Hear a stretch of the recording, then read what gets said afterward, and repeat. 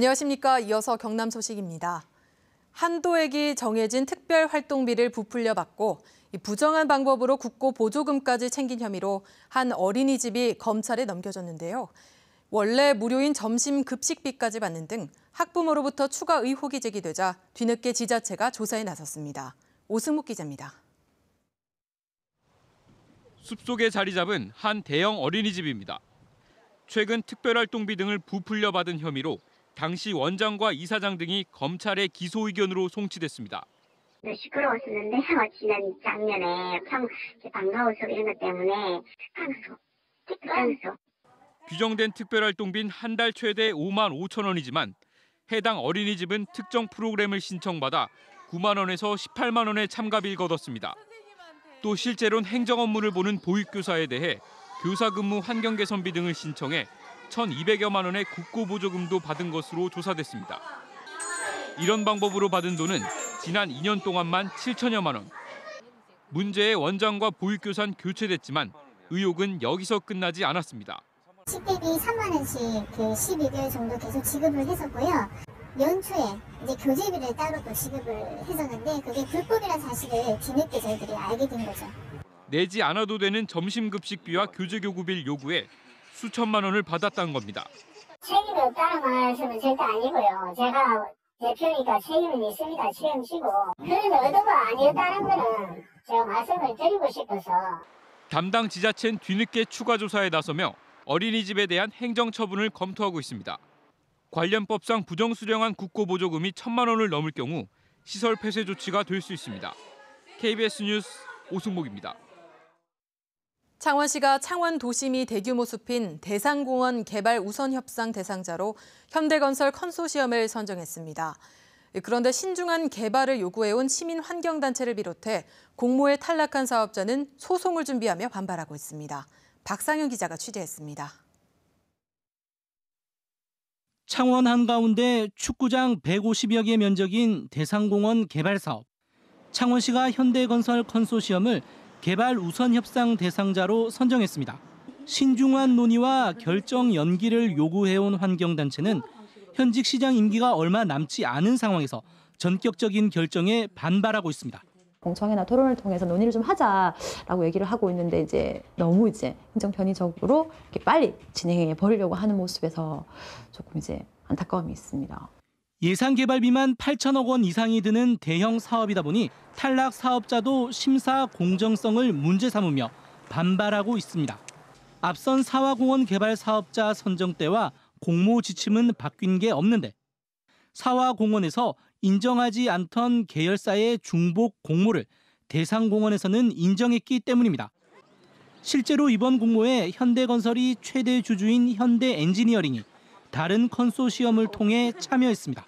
사공원에서는 이중 출자가 불가능하다고 돼 있는데 지금 대상공원에서는 언급이 없어가지고 다르게 해석을 하는 것 같다. 컨소시엄 참여업체에서는 좀 부당하다고 생각합니다. 이에 대해 창원시는 공원 개발이 가능한데 미룰 이유가 없고 탈락 사업자가 제기한 문제에 대해서는 법률 검토를 거치고 있다고 밝혔습니다. KBS 뉴스 박상현입니다. 더불어민주당이 이번 지방선거 최대 격전지로 꼽히는 경남에서 중앙당 수뇌부가 총출동하는 전국 첫 필승 결의대회를 열었습니다.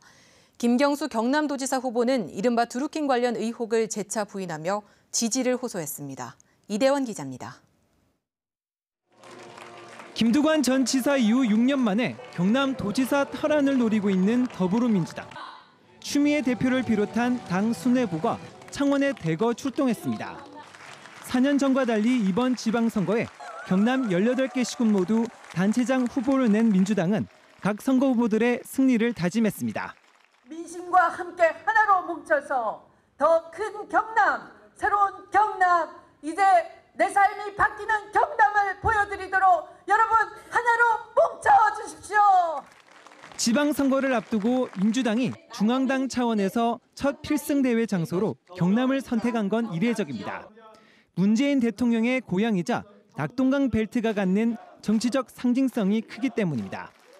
김경수 도지사 후보는 댓글 조작, 이른바 드루킹 관련 추가 의혹을 재차 부인하고 문재인 대통령과의 국정 운영 경험을 강조했습니다. 성공한 대통령이 나와야 대한민국이 성공할 수 있습니다. 우리 아이들에게 성공한 대한민국을 물려줄 수 있습니다. 성공한 대통령 여러분, 경남에서부터 함께 만들지 않겠습니까? 민주당은 필승 결의 대회를 시작으로 오는 16일 중앙선거대책위원회를 출범하는 등 본격적인 지방선거 체제에 돌입합니다. KBS 뉴스 이전입니다.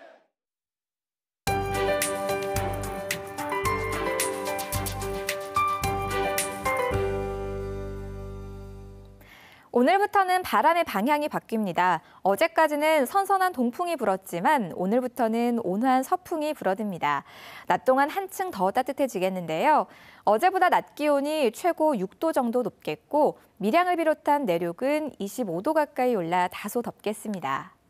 그런데 이 서풍을 타고 오염물질도 함께 날아듭니다. 이 때문에 경남 지역은 오전과 밤에 일시적으로 미세먼지 농도가 높아지겠고요. 낮에는 강한 자외선까지 더해지면서 오존 농도가 높아지겠습니다. 오늘 경남 지역은 고기압의 영향으로 종일 맑은 날씨가 이어지겠고요. 바람도 잔잔하겠습니다. 현재 기온은 어제와 비슷하게 출발하고 있는데요. 동부 지역은 해안과 내륙 모두 11도 안팎의 고른 분포를 보이고 있습니다. 낮 기온은 고성과 통영 19도, 창녕과 밀양이 24도로 어제보다 2도에서 6도 정도 높겠습니다. 경남 서부 지역은 현재 기온 11, 2도 선으로 어제보다 약간 높게 출발하고 있고요. 낮 기온은 23도 안팎까지 크게 오르겠습니다. 해상에는 바람이 잦아들면서 물결이 최고 1에서 2.5m까지 비교적 잔잔하게 일겠습니다. 내일까지는 맑고 포근한 날씨가 이어지지만 주말인 토요일에는 날이 또다시 흐려지면서 비가 내리겠습니다. 기상정보였습니다. 통영 출신 고 전영림 화백의 청와대에 있는 작품 통영항이 일반에 공개됩니다. 청와대는 전 화백의 통영항을 비롯해 소장 미술품을 어제부터 오는 7월 말까지 청와대 사랑채에서 국민에게 무료로 공개한다고 밝혔습니다. 전 화백의 통영항은 고 노무현 전 대통령이 지난 2006년 구매했으며 국빈들이 찾는 인왕실에 걸려 있습니다.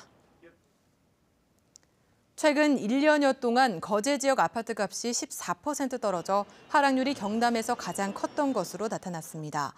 한 부동산 전문 연구소가 지난해 5월부터 지난달까지 한국감정원의 아파트 시세를 분석한 결과 거제에 이어 창원시 의창구 13.9, 성산구 13.5, 마산 회원구 8.9% 순으로 아파트 값이 떨어졌습니다. 이에 반해 밀양시는 같은 기간 2.2% 올라 경남 최고의 상승세를 보였습니다.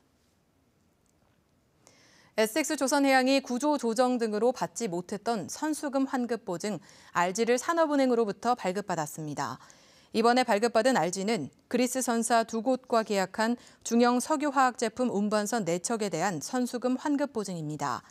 RG는 계약금을 은행이 보증하겠다는 장치로 RG를 발급받지 못하면 수주하더라도 계약이 취소됩니다. 지금까지 경남 소식이었습니다.